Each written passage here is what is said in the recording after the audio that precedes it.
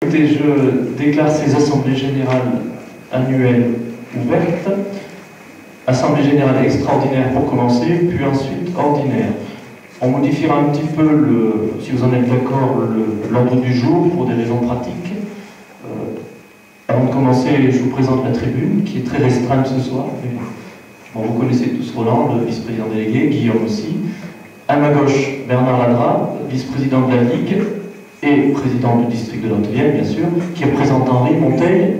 Et au bout de la tribune, Emmanuel Coquan, inspecteur jeunesse et sport de la direction départementale de la cohésion sociale et de la protection des populations.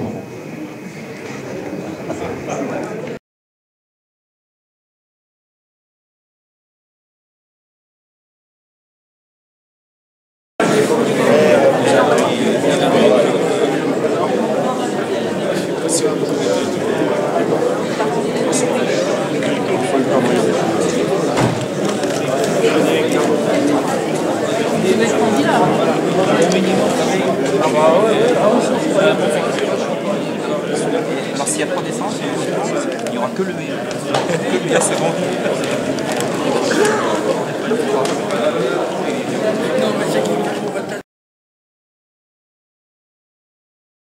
Et bonsoir Annie, tu fais partie du Crédit Agricole qui prête cette salle ce soir pour l'AG du district. Donc je sais que le Crédit Agricole est partenaire du district, tu peux m'expliquer en quoi ? Eh bien, bonsoir, et c'est avec plaisir que le Crédit Agricole reçoit, comme tous les ans, l'AG du district.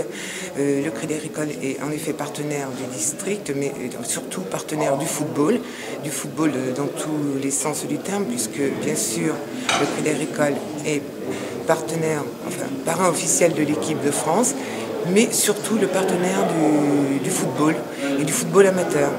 On recherche avant tout à aider les clubs, soit par des équipements, par le biais du Mosaic Foot Challenge, par le Top 23 où on est partenaire, et à toutes les occasions pour les clubs quand il nous est possible de donner un petit coup de main.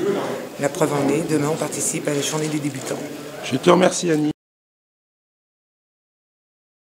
J'ai été contactée par monsieur pour participer avec lui à cette action. Donc on est toujours très satisfait lorsqu'il y a des initiatives de personnes pour nous aider à faire des collectes.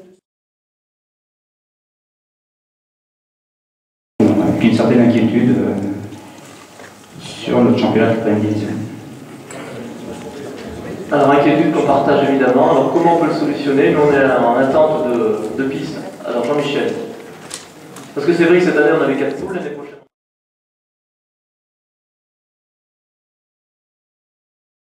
Je présente aujourd'hui M. Monteil qui vous salue, qui n'a pas pu venir, qui s'en excuse, parce que, comme a dit Philippe, ce soir, il y a 5 assemblées générales, donc il n'en reste plus que 2, c'est-à-dire alors là, la Corrèze qui est dimanche matin, et puis nous, la Haute-Vienne, qui avons commencé les premiers il y a déjà 8 jours. Non, mais c'est bien, t'as bien fait.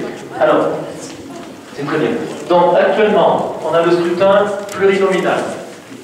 Se présente qui veut, du moment qu'il est licencié ou qu'il a cotisé au district. Il n'y a pas un nombre limité de candidats. Après, il n'y a que 22 élus. C'est nos statuts. Donc, les clubs choisissent, ils barrent ceux qui ne veulent pas, et on garde les 22 meilleurs. Après, ces 22 sont élus, ils choisissent leur président dans les 22 élus, et c'est vous, club, qui votez pour le président si vous êtes d'accord ou pas. Ça, c'est... Ce soir, rassurez-vous, je vais être bref, du moins je vais essayer d'être moins long que M. Lafrique, parce qu'à chaque fois que je le vois dans les réunions, on essaie de lui dire qu'il faut qu'il soit plus concis, donc je vais m'appliquer ces arguments à moi-même pour essayer d'aller vite. Je ne reviendrai pas sur tout ce qui a été dit pendant cette Assemblée Générale. Je pense que la qualité des débats n'est pas à remettre en cause. Permettez-moi juste de revenir sur le soutien de l'État aux associations, qu'il soit financier ou qui prend une autre tournure que je vais développer par la suite. Vous le savez, dans le champ du sport, l'aide qui est apportée par la DDCSPP, donc un nom barbare dû à la réforme de l'administration de l'État, la direction départementale de la cohésion sociale et de la protection des populations, passe principalement par le CNDS, Et vous le savez également, en 2011, le seuil minimal de subvention a été augmenté. Il est passé de 600 à 750 €, ce qui n'a pas été sans créer de problèmes, notamment pour les associations en milieu rural. Cependant, pour le football, grâce au travail de partenariat qui a été engagé avec le district et la mise en place de 2 réunions, notamment spécifiques, délocalisées avec les clubs, nous avons pu contourner cette difficulté. Je me réjouis d'ailleurs que ce soit 20 clubs qui aient déposé une demande CNDS et qui vont pouvoir bénéficier d'une aide cette année. Ça s'est bien passé? Ouais, c'est bien passé, c'était un peu trop lent, mais bon, c'est intéressant quand même. Ouais. Alors cet AG, Philippe, comment ça s'est passé? Bien. Ouais, c'est pas ta première, t'en as combien? Oh, je sais plus. La 19e en assemblée générale ordinaire, et puis il y a 7 assemblées financières, donc 26e. Mais ça n'empêche pas qu'on a toujours le trac. Et toi, Bernard? Moi, pour représenter la Ligue, c'est depuis maintenant, j'en suis à 4, 3, 8. Mais au niveau district, c'est pareil, j'en suis à 8, parce qu'avant j'étais pas président. Eh ben c'est bien.